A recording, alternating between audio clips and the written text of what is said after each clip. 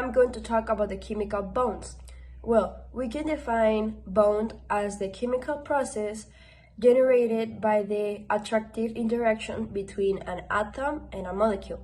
In this process, the atom can give or share electrons to form new compounds or substances. There are three types of bonds: ionic, covalent, and metallic. The one that I'm going to talk about is the ionic bond. The mechanism of this bond is based on the transfer of electrons. Why? Because when we have two elements with different electronegativities, they cannot bond by sharing the electrons, but they can give up electrons from the less electronegativity element to the more electronegativity element. This is most commonly seen in non-metals and metals. Hi, I am Marcel. I'm going to explain you a very easy topic, intermolecular forces. There are some types of intermolecular forces. Three, the UNO book only includes two van der Waals forces, also called London dispersion attraction and hydrogen bonding. But there's a third one, dipole-dipole attraction, according to Khan Academy. But first, before starting with the types, I need to explain you what is an intermolecular forces. The intermolecular forces basically is the force that exists between molecules. That is in short words, is very easy. They are much weaker than intramolecular forces of attraction, but are important. Why? Because they determine the physical properties of molecules like boiling point, melting point, fusion, vaporization, and a lot of things. Now, with the types of intermolecular forces, the hydrogen bonding obviously occurs when hydrogen atoms occurs between hydrogen atoms and other atoms like oxygen, nitrogen. There occurs mostly proteins and other things with hydrogen. Is the strongest of the dipole type of attractions. We have also the London dispersion attraction that is very it's a simple one, the weakest one. Two neutral neutral atoms they're like joining or combining. It occurs between temporary or induced cycles. That's it. It's very simple. The weakest one.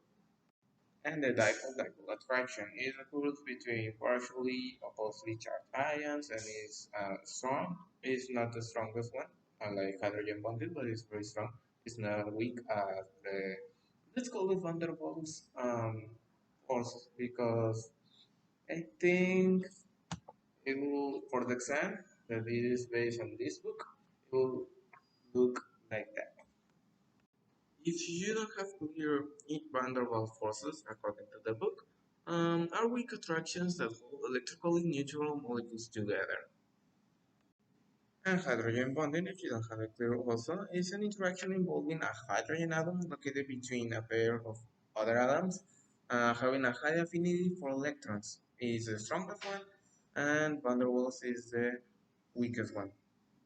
So basically, that it is that's it. It's very easy. There's no more complication. I hope you understand.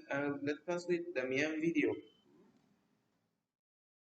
Hello, my name is Damian Martinez, and today I'm going to talk about the chemical bonds. But I'm just talking about two, which are covalent and metallic bonds. The covalent bond forms when two nonmetals share electrons in a chemical bond. In a covalent bond, they share electrons to achieve a stable electron configuration. Some examples of covalent bonds are the hydrogen gas. It forms when two hydrogen atoms share two electrons. There are some types of covalent bonds which can be single, double, or triple. It depends on the number of shared electrons. And then there is the metallic bond. Metallic bond only occurs in metals. In a metallic bond, the valence electrons are delocalized and not associated with a specific pair of atoms, which makes a sea of atoms. The electromobility. These electrons move freely through the entire metal lattice, which means that it moves freely through the metal. Some examples are copper or iron. They create, as I said, a sea of mobile charge carriers. Hello, I am going to continue with the part of the periodic trends. First of them is electronegativity. It is the ability of an atom to attract electrons in a chemical bond, and it increases from left to right and decreases from top to bottom.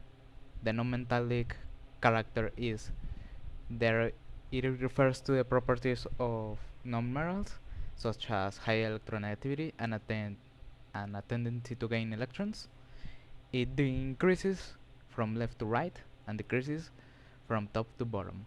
The metallic character refers to the properties of metals, such as mobility, conductivity, and the tendency to lose electrons. It decreases from left to right and increases from top to bottom. And that will be my part for the periodic trend. Hello, my name is Fernanda Sanz Chavez, and I'm going to talk about periodic trends. Periodic trends are patterns observing the properties of elements across different periods and groups of the periodic table. These trends help predict the chemical, physical, and atomic behavior of the elements. The main periodic trends include atomic radius, ionization energy, donor group, electronegativity, and electron affinity.